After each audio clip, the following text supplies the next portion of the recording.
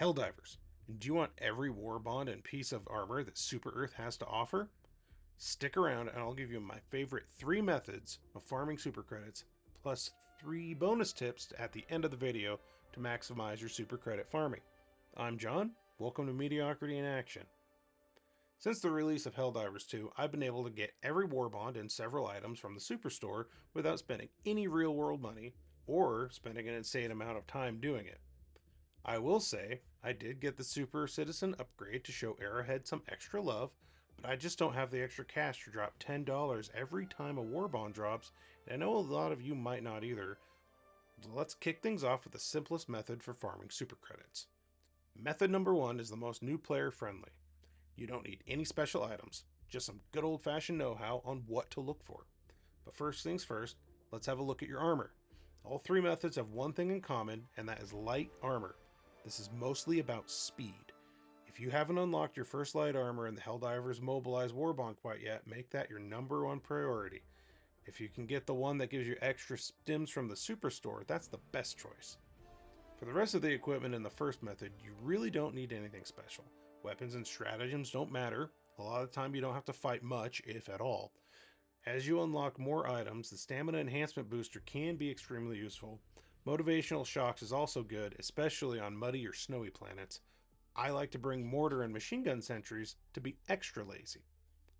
Once you're happy with your loadout, drop into a level 1 trivial mission. That's right, you're spending your time at the lowest difficulty. Why? Small maps, easy enemies, and short time to clear. We're talking about efficiency today, people. Once you're on the ground, have a look around. Do you see a building or a flashing beacon? Those are our targets, known as points of interest or POIs. Beacons indicate there's a supply pod at the location, and most buildings have a storage container you can blow open for some goodies. If you don't see any beacons or buildings, take a look at your map for rectangles.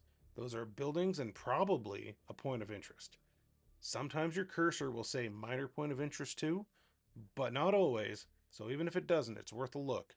Sometimes the label also just doesn't pop up. You want to sprint between known or assumed points of interest, looking for beacons and bunkers, and popping a stim when you run out of stamina to keep on going. You don't need to worry about needing to heal. If you do encounter enemies, they're going to be pushovers. Not to mention, many POIs have packs of stims at them to replenish your supply.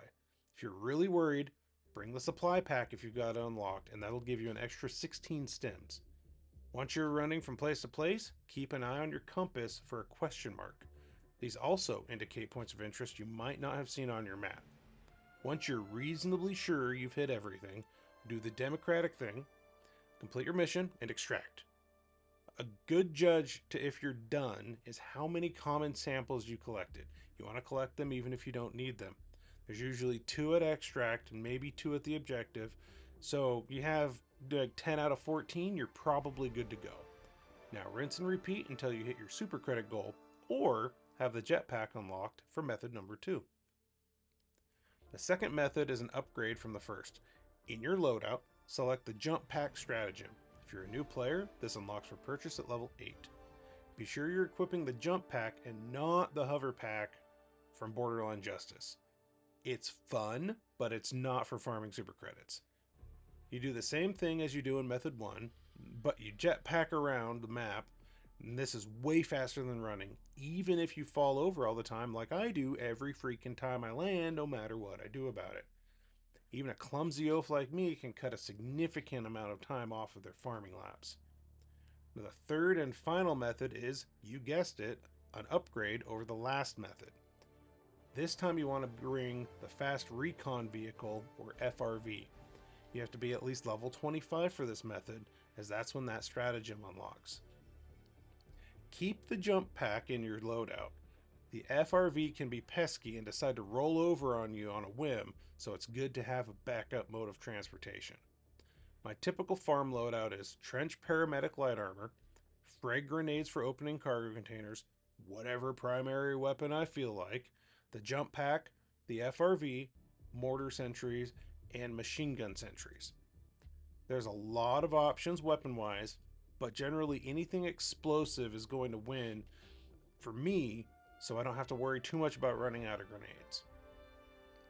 If you spend a little time using these methods, you'll find you can get super credits pretty fast. If you're really lucky, you can even find stacks of 100 credits, but I've only seen that maybe 2 times. If you've made it this far in the video, please consider giving a like, leaving a comment, and subscribing to the channel. I do this for fun, and it's nice to know I'm helping the sons and daughters of Super Earth with my tips and strategies. Speaking of, here are the 3 tips for you that I mentioned at the beginning of the video. Tip number 1 is to run with a buddy. Having another diver gives you 2 major advantages. First, you only need to cover half the map. Divide and conquer to clear those POIs in half the time. Second, you need 2 divers to open a bunker, or as I affectionately call them, Dumbledores. You get it? You need 2 people. Double sounds like Dumble. It's a chamber with secrets in it. Anyway, there can be multiple stacks of credits in those, so it's definitely worth having a friend. Tip number 2 is undemocratic, but sometimes the needs of the one are greater than the needs of the many. Once you pick up your super credits, they're applied to your account. If you're really optimizing your time, as soon as you've hit all your POIs, you can simply pause the game and return to your ship. You won't get any credit towards liberation in the mission, but you also don't have to wait for extract. I personally always farm on major order target planets so I can double dip and help the war effort, but that's how I enjoy playing the game, so it's definitely a personal preference. I will still judge you for leaving the mission without completing it though, so maybe consider using the Expert Extraction Pilot Booster to cut some time off of your countdown instead, for freedom. My third and final tip is exclusive for PS5 users. PlayStation users get PlayStation Stars points when they complete specific campaigns or spend money in the PlayStation Store. You can use those to buy more super credits. You can get $10 by spending 2,500 points, and that'll bank you 1,000 super credits. But the best return on investment is to save up 5,000 points, and that'll give you 2,100 super credits if you buy them directly from the Stars Point store. That gives you an extra 100 credits for free. Thank you for sticking around to the end.